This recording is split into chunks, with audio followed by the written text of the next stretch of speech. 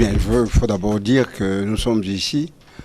La dynamique est organisée de telle manière, avant comme après chaque réunion, nous faisons le point.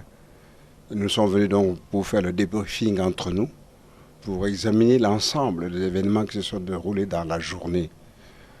Ce que nous attendons de cette réunion, c'est d'abord que nous puissions répondre à la fin aux attentes de notre peuple.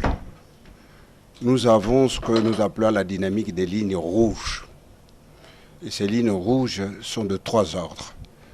Le premier, nous n'entendons pas qu'il y ait un 3e mandat. Le second, il nous faut des élections crédibles, transparentes. J'ajouterai apaisées, entendons-nous.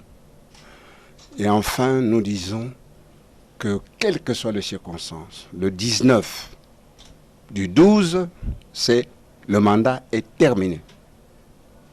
Nous ne passerons à la phase suivante que si on se met d'accord. Écoutez, on ne peut que regretter leur départ. Vous savez très bien que nous voulons la cohésion, surtout dans l'opposition. Nous souhaitons et nous sommes convaincus que nos amis vont nous rejoindre. Et nous avons mis nos plus grands limiers pour pouvoir prendre langue avec eux et pour qu'ils reviennent à des bons sentiments.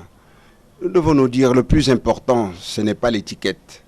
Le plus important, ce n'est pas le nombre, mais c'est surtout l'engagement que nous avons pris de travailler ensemble dans la cohésion pour que demain, que ce pays redevienne un pays de droit, un pays où on va respecter les droits de l'homme et surtout un pays démocratique pour enfin engager le développement de ce pays. Je crois que ce pays a tout ce qu'il faut pour que nous nous développions et nous pensons que quel gâchis qu'à ce jour on est arrivé à rien. Et pour ça, la dynamique est en pointe pour que ces objectifs soient atteints. Le peuple d'abord. Non, ça ce sont les impondérables des négociations. Je crois qu'il y a un événement important. Vous savez que le vice-président de la Cinco, Monseigneur Ambongo, a été élevé au rang d'archevêque de Mbandaka Bikoro. Hier, il était évêque de Bokungu Ikela. À ce titre-là, on doit donc ce week-end l'installer. Et c'est normal que ses pairs l'accompagnent à cette manifestation. Voilà pourquoi il y a eu cette intervention et cette interruption. Mais elle n'est pas liée à ce que vous croyez. Il n'y a pas de difficulté jusqu'ici. Entre-temps, nous travaillons en commission, bien sûr, puisque nous avons réglé le problème de l'ordre du jour. En tout cas, les points à discuter ensemble sont connus. Et il y a 3 commissions qui ont été mises en place. Et ces commissions travaillent calmement, en douceur, comme toujours. Merci. Je vous en prie. Merci.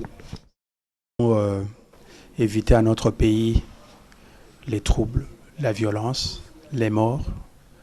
Nous voulons que ces négociations puissent déboucher sur un compromis politique global, pas la compromission, mais un compromis politique global pour apporter l'apaisement, la concorde nationale, de manière à ce que nous puissions gérer la période post-19 décembre dans de bonnes conditions.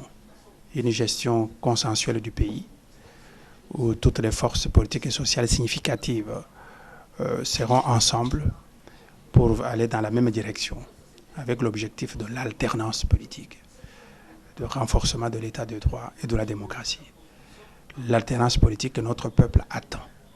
Nous voulons vivre ce moment tant attendu par notre peuple où on voit un président sortant continuer à vivre dans le pays et un nouveau président élu, les deux se livrant à une belle cérémonie de passation de pouvoir. Nous voulons vivre ce moment-là le plus vite possible en 2017. J'ai jamais rencontré un Congolais qui dit qu'il faut qu'on viole la Constitution.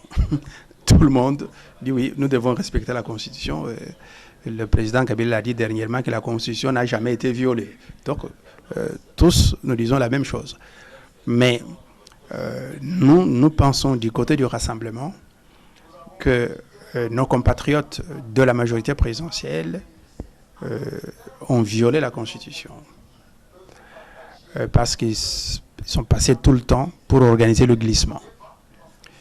Si bien qu'on va terminer, le président de la République va terminer son 2e et dernier mandat sans qu'il y ait eu l'élection de son successeur. Et on ne sait pas quand est-ce que ce successeur sera élu. Bon.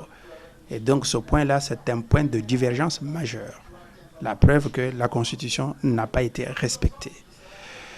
Et donc, ça ferait l'objet de nos débats parce qu'il y a un point qui est inscrit à l'ordre du jour de ce dialogue inclusif, c'est la question du respect de la Constitution. Il y aura un débat qui va s'ouvrir, chacun va expliquer qu'est-ce qu'il entend par respect de la Constitution. Nous dirons que la Constitution a été violée, les adversaires vont dire que la Constitution n'a pas été violée, mais nous arriverons à un consensus sur cette question-là.